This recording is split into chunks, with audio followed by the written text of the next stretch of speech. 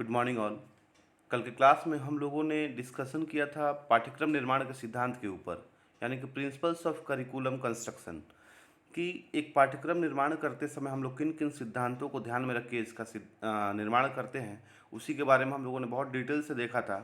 और आज के क्लास में हम लोग स्टार्ट करेंगे टॉपिक को कि विद्यालयों में पाठ्यचर्या की आवश्यकता, यानी कि need of curriculum in school. कि अगर विद्यालय में करिकुलम है तो इसका आवश्यकता क्यों है, इसका इम्पोर्टेंस क्यों है, तो इसके ऊपर हम लोग डिस्कस करेंगे। तो शिक्षण अधिगम प्रक्रिया को सफल बनाने के लिए पाठ्यक्रम की बहुत ही महत्वपूर्ण आवश्यकता मानी जाती है। इसके बिना शिक्षण अधिगम प्रक्रिया को सफल नहीं बनाया जा सकता। पाठ्यक्रम ही ऐसा साधन है जिसके द्वारा विद्यार्थी का संपूर्ण विकास संभव है। समय व परिस्थितियों के अनुसार पाठ्यक्रम में भी विकास होना चाहिए, ताकि विद्यार्थी पाठ्यक्रम के द्वारा केवल इतिहास का ही ज्ञान न प्राप्त करके उसके साथ वर्तमान तथा भविष्य की समस्याओं से भी अवगत हो। इससे वे वर्तमान तथा भविष्य की समस्याओं को दूर करने में सक्षम हो पाते हैं। तो पाठ्यक्रम के महत्व या यूटिलिटी की बात करें, उसकी उपयोगिता की बात करें, तो इन सब पर अपने विचार व्यक्त करते हुए कनिंघम बोलते हैं कि पाठ्यक्रम शिक्षक के हाथों में एक ऐसा उपकरण है जिसकी सहायता से वह अपनी सामग्री अर्थात छात्र का अपने आदर्श यानी कि उद्देश्य के अनुसार अपने कलागृह विद्यालय में निर्माण करता है। तो शिक्षण तकनीकी के रूप में भी देखें तो हम पाते हैं कि किसी भी शैक्षिक प्रक्रिया के तीन पहलू होते हैं। किसी भी शैक्षिक प्रक्रिया के तीन पहलू होते हैं। अब वो तीन पहलू कौन कौन से होते हैं? तो पहला, शिक्षा क्यों, यानी कि वाई एजुकेशन। सेकंड, शिक्षा कैसे, यानी कि हाउ एजुकेशन। एंड थर्ड, शिक्षा में क्या, यानी कि व्हाट इन एजुकेशन, यानी कि अगर शिक्षा है तो उसके भीतर क्या होगा। तो इसमें प्रथम पहलू शिक्षा क्यों का संबंध शिक्षा के उद्देश्यों से होता है। शिक्षा कैसे का संबंध शिक्षण विधियों से होता है तथा शिक्षा में क्या का संबंध शिक्षा के पाठ्यक्रम से होता है। इस प्रकार पाठ्यक्रम का सीधा संबंध शिक्षा के उद्देश्य तथा शिक्षण विधियों से होता है। पाठ्यक्रम शिक्षा के उद्देश्यों को प्राप्त करने का एक साधन है तथा शिक्षण विधियों का चयन भी अध्यापक पाठ्यक्रम के अनुसार ही करता है। जैसे कि हम लोग अभी भी जो भी टीचिंग टेक्निक करते हैं, जो भी शिक्षण विधि अपनाते हैं, तो वो हम लोग करिकुलम के अनुसार ही अपनाते हैं। इस प्रकार पाठ्यक्रम उद्देश्यों तथा शिक्षण विधियों दोनों के लिए महत्वपूर्ण है। इसके साथ ही पाठ्यक्रम औपचारिक शिक्षा का एक महत्वपूर्ण भाग माना जाता है। औपचारिक शिक्षा केवल विद्यालय, कॉलेज, विश्वविद्यालय आदि में ही संभव है। जो फॉर्मल एजुकेशन की बात की जा रही है, तो फॉर्मल एजुकेशन के बारे में हम लोग पहले जान चुके हैं कि वो विद्यालय, कॉलेज या विश्वविद्यालय में ही उसका निर्माण संभव है और उस पर इम्प्लीमेंट किया जा सकता है। तो ऐसी शिक्षा के लिए पाठ्यक्रम का निर्माण उस समय की आवश्यकताओं व परिस्थितियों के आधार पर होता है। शिक्षण अधिगम प्रक्रिया के द्वारा ही विद्यार्थी अपना सर्वांगीण विकास करता है। यह विकास तभी अच्छी तरह हो सकता है जब पाठ्यक्रम का निर्माण भी उचित ढंग से हो। एक निश्चित पाठ्यक्रम विद्यार्थी का संपूर्ण विकास नहीं कर सकता है, इसलिए पाठ्यक्रम में समय व परिस्थितियों के अनुसार विकास का परिवर्तन करना चाहिए। पाठ्यक्रम की आवश्यकता व महत्व को हम लोग निम्नलिखित बिंदुओं द्वारा भी स्पष्ट कर सकते हैं। तो आज जो हम लोग ये विद्यालयों में पाठ्यचर्या की आवश्यकता जिस टॉपिक को हम लोग देख रहे हैं, डिस्कशन कर रहे हैं, तो इसमें टोटल 18 पॉइंट हैं। और चूँकि बहुत लंबा वीडियो हो जाने पे वीडियो अपलोड करने में दिक्कत आ रहा है, तो थोड़ा सा टेक्निकल प्रॉब्लम वहाँ पे है। तो हम लोग एक काम करेंगे आज कि इस 18 पॉइंट्स को दो भागों में डिवाइड कर देंगे। तो आज हम लोग 9 पॉइंट को देखेंगे और कल के क्लास में फिर इसी के 9 पॉइंट को देखेंगे। तो पहला जो पॉइंट है कि वो है सुव्यवस्थित शिक्षा की व्यवस्था, वेल ऑर्गेनाइज्ड एजुकेशन सिस्टम। तो पाठ्यक्रम द्वारा प्रचलित शिक्षा प्रणाली को व्यवस्थित किया जा सकता है। इससे यह निश्चित करने में भी सुविधा रहती है कि शिक्षा के किस स्तर पर कौन सी विषय वस्तु पढ़ानी है, कौन सी क्रियाएं करनी हैं तथा कौन कौन से अनुभव प्रदान करने हैं। तो पाठ्यक्रम की सहायता से ही यह निश्चित करने में सुविधा रहती है कि छात्रों में विभिन्न स्तरों पर कौन सी दक्षताएं, प्रवृत्तियों तथा रुचियों का विकास करना है। तो सेंस यहाँ यही है कि अगर एक निश्चित पाठ्यक्रम होता है तो बहुत सारी चीज़ों को करने में आसानी होती है। जैसे कि कौन सी क्रिया हम लोग कर सकते हैं, कौन कौन से अनुभव प्रदान कर सकते हैं बच्चों को, या बच्चों के रुचियों के अनुसार हम लोग क्या क्या कुछ कर सकते हैं, तो उन सब बातों को देखने में सुविधा होती है। सेकंड है उद्देश्यों की प्राप्ति, तो अटेनमेंट ऑफ ऑब्जेक्टिव्स। तो समाज की शैक्षिक आकांक्षाओं तथा आवश्यकताओं को पूरा करने के लिए सर्वप्रथम शिक्षा के उद्देश्यों का निर्धारण किया जाता है। यानी कि समाज का जो शैक्षिक आकांक्षा है तथा उस समाज का आवश्यकता क्या है, उसको पूरा करने के लिए सबसे पहले हम लोग क्या अज्यूम करेंगे कि शिक्षा का उद्देश्य हम लोग क्या रखें। तो उस चीज़ को निर्धारण करेंगे कि जिससे हम लोग समाज के शैक्षिक आकांक्षाओं को भी पूरा कर लें और समाज की आवश्यकताओं को भी पूरा कर लें। और इन उद्देश्यों की प्राप्ति के लिए पाठ्यक्रम का निर्माण तथा विकास किया जाता है। तो पाठ्यक्रम के अभाव में शैक्षिक उद्देश्यों की प्राप्ति असंभव है। तो ये बात भी सही है कि अगर करिकुलम नहीं हो तो शैक्षिक उद्देश्य की प्राप्ति हम नहीं कर सकते हैं, तथा इसके अभाव में शिक्षण कार्य भी संभव नहीं हो पाता है। अब एक चीज़ देखा जाए कि अगर एक सटीक करिकुलम मेरे पास नहीं है, सटीक पाठ्यक्रम नहीं है, तो कैसे हम अपने ऑब्जेक्टिव को गेन कर सकते हैं, तो वो इम्पॉसिबल है। तो थर्ड, ज्ञान प्राप्ति का साधन, यानी कि source of acquiring knowledge, source of acquiring knowledge. तो यह संसार ज्ञान या रहस्यों से भरा हुआ है। मनुष्य हर समय इस ज्ञान व रहस्यों को जानने के लिए उत्सुक रहता है। हम लोग खुद भी देखते हैं ना कि मनुष्य शुरू से कहते आ रहे हैं कि मनुष्य कितना जिज्ञासु प्राणी है। तो वो जिज्ञासु प्राणी क्यों है? क्योंकि वो ज्ञान ज्ञान जो ज्ञान है वो प्राप्त करना चाहता है अधिक से अधिक। परंतु यह ज्ञान वह केवल पाठ्यक्रम के द्वारा ही जान सकता है।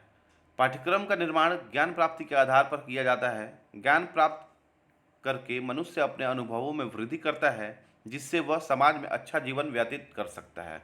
अब जो भी ज्ञान मनुष्य प्राप्त करेगा तो उस जाहिर सी बात है उसका अनुभव बढ़ेगा, और जब अनुभव बढ़ेगा तो उसके अंदर का जो समायोजन वाला भावना है वो भी डेवलप होगा, और जब समायोजन वाला भावना डेवलप हो जाएगा तो वो अपने समाज में बहुत अच्छे तरीके से एडजस्ट करके रहेगा। फोर्थ, शिक्षण सामग्री का निर्धारण, डिटर्मिनेशन ऑफ स्टडी मटेरियल। तो पाठ्यक्रम हमें बताता है कि क्या पढ़ना है, यानी कि पाठ्यक्रम हमें बताता है कि हमें क्या पढ़ना है। इसकी सहायता से शिक्षा के विभिन्न स्तरों तथा कक्षाओं के लिए पाठ्य सामग्री का निर्धारण करने में सहायता मिलती है। अब पाठ्यक्रम के द्वारा ही जो शिक्षा का विभिन्न स्तर है और विभिन्न विभिन्न जो कक्षा है क्लास 1 to 12 या उससे ऊपर, तो सब में पाठ्य सामग्री का निर्धारण करने में इसी से सहायता मिलती है। तो पाठ्यक्रम ही बताता है कि विभिन्न कक्षाओं में क्या पढ़ाया जाए। जहाँ सुस्पष्ट पाठ्यक्रम नहीं होता है वहाँ पर निश्चित करना कठिन हो जाता है कि शिक्षक द्वारा क्या पढ़ाया जाए। फिफ्थ, स्तर बनाए रखने में सहायक, तो helpful in maintaining the standard. तो यदि पाठ्यक्रम सुनिश्चित रहता है, अब देखिए कि हमें और कौन कौन सा फ़ायदा मिल सकता है कि जब हमारे पास पाठ्यक्रम रहता है तो यदि पाठ्यक्रम सुनिश्चित रहता है तो इससे शिक्षा के स्तर को बनाए रखने में सहायता मिलती है। अब इससे पहला काम हो रहा है जिससे जो शिक्षा का स्तर बना रहता है पाठ्यक्रम के द्वारा। पाठ्यक्रम ही वह तत्व है जो विभिन्न कालों तथा समाजों में शिक्षा के स्तर में एक रूपता लाता है। यानी कि सेकंड क्लास में अगर कोई चैप्टर है तो वो आने वाले भविष्य में भी वो चैप्टर रहेगा। तो पाठ्यक्रम के आधार पर ही दो या अधिक शिक्षा प्रणालियों का तुलनात्मक अध्ययन करना संभव हो पाता है। अब करिकुलम के साथ ही दो या उससे भी अधिक शिक्षा प्रणालियों का हम लोग कंपैरिजन कर सकते हैं। पाठ्यक्रम के विश्लेषण से हम बहुत कुछ मात्रा में शिक्षा के स्तर के उत्थान एवं पतन का भी विश्लेषण कर सकते हैं। सिक्स, मूल्यांकन प्रक्रिया में सहायक, तो हेल्पफुल इन इवैल्यूएशन प्रोसेस। तो पाठ्यक्रम के कारण ही मूल्यांकन प्रक्रिया सरल, सहज तथा वैज्ञानिक बनती है।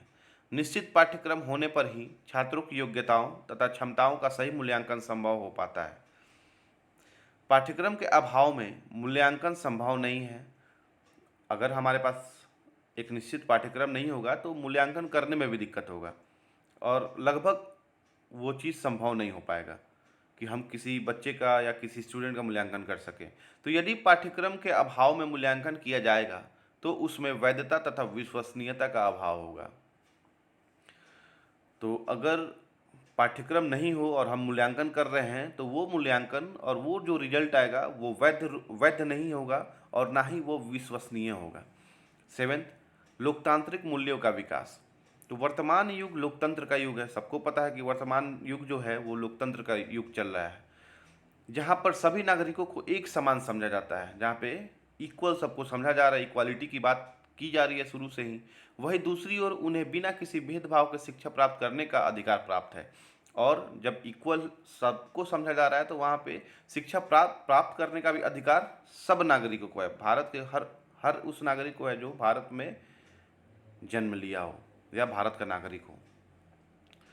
तो लोकतंत्र में सभी को समानता व स्वतंत्रता का अधिकार प्राप्त है, जिससे उनमें उदारता, न्याय, भ्रातृत्व, सामूहिक जीवन आदि गुणों को पैदा किया जाता है। अब लोकतंत्र में ये सब चीज़ होना जरूरी है, नहीं तो बात बात पे डिस्प्यूट होगा, बात बात पे झगड़ा होगा।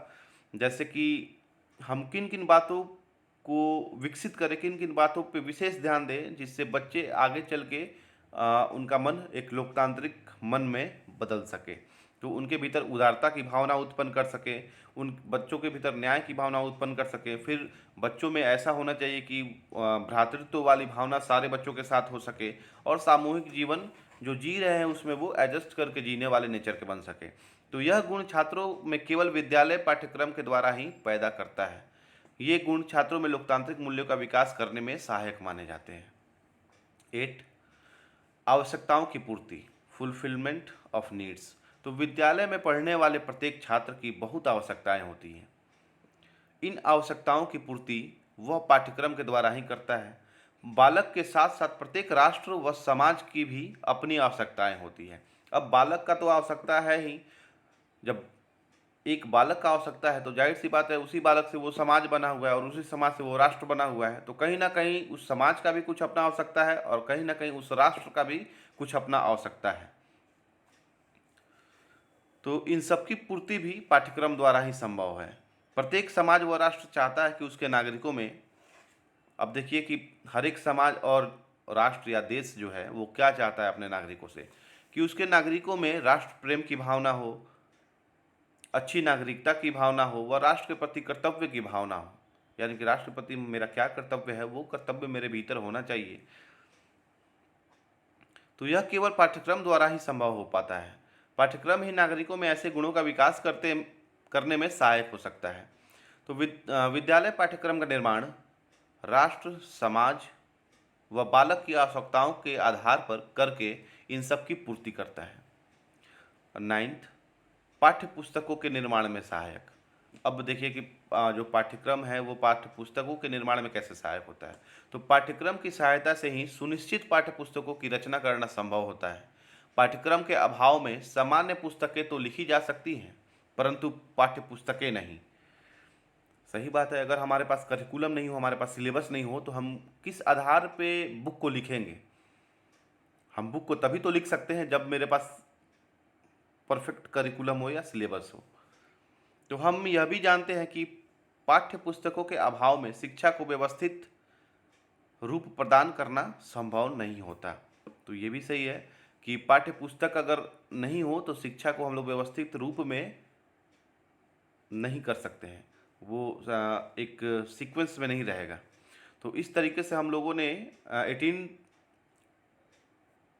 पॉइंट में 9 पॉइंट को देख लिया, और नेक्स्ट क्लास में जो 9 पॉइंट रेस्ट बच रहा है उसको हम लोग डिस्कस करेंगे। एक बार मैं फिर से रिकॉल कर देता हूँ पॉइंट को, कि कौन कौन से पॉइंट हैं जो विद्यालयों में पाठ्यचर्या की आवश्यकता को बताते हैं। तो पहला है कि सुव्यवस्थित शिक्षा की व्यवस्था,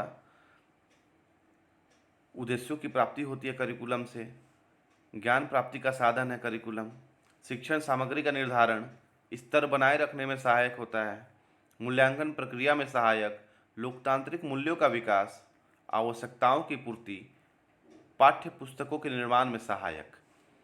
अब नेक्स्ट जो टॉपिक बच रहा है वो हम लोग कल के क्लास में देखेंगे। Thank you.